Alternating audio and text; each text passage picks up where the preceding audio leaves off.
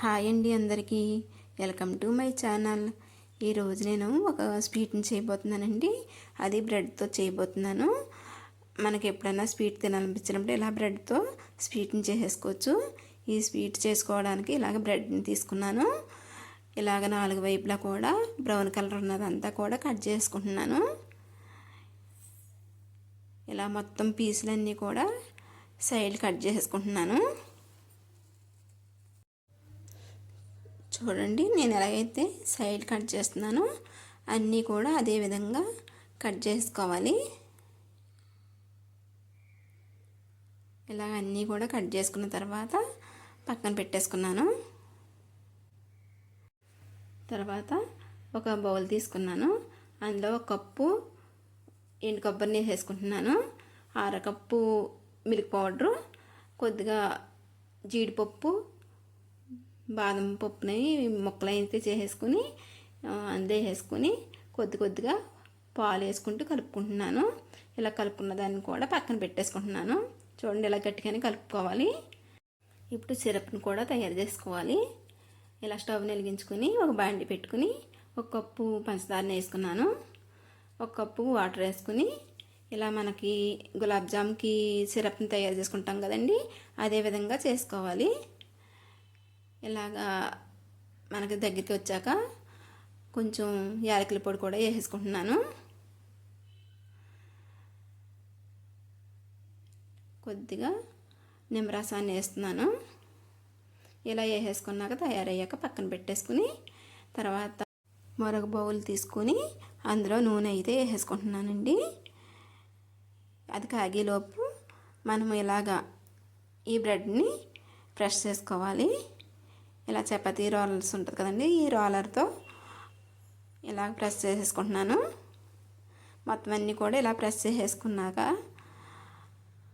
చూడండి, ఇలాగ నేను ఎలా అయితే బ్రెడ్ని తీసుకుని తడుపుకుంటూ పాలతోటి మనం ముందుగానే తయారు చేసుకున్న ఈ మిల్క్ పౌడరు, కొబ్బరిని ఉంది కదండి, అది అందులో పెట్టుకుని ఈ బ్రెడ్ మీద పెట్టేసుకుని ఇలాగా నేను ఎలాగైతే చుడుతున్నానో రోల్స్ కింద అదే విధంగా చుట్టేసుకోవాలి.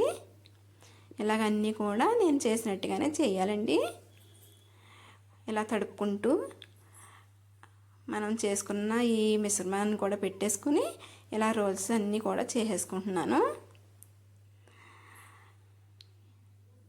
ఇలాగ అన్నీ కూడా చేసేసుకున్న తర్వాత మనం ముందుగానే స్టవ్ మీద పెట్టుకున్నాం కదండి, ఆయిల్ని కాగిన తర్వాత ఇంకో ఇలాగా అన్నీ కూడా ఒక్కొక్కటి వేసుకుని జాగ్రత్తగా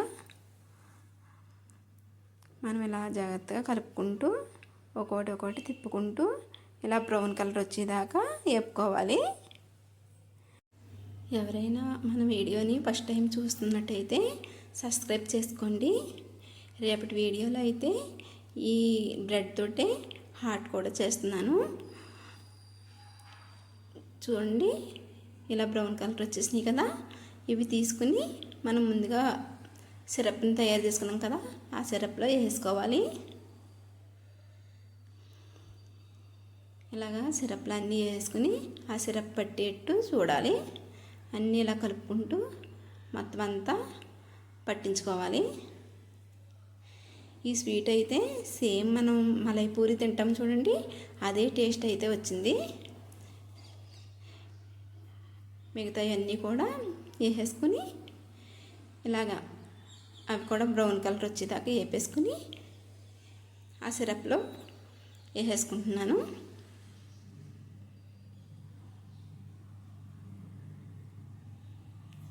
చూడండి, ఇలాగన్నీ కూడా వేపేసుకుని పక్కన పెట్టేసుకుంటున్నాను. అన్నీ తీసేసుకుని ఆ సిరప్లో వేసేసుకుంటున్నాను.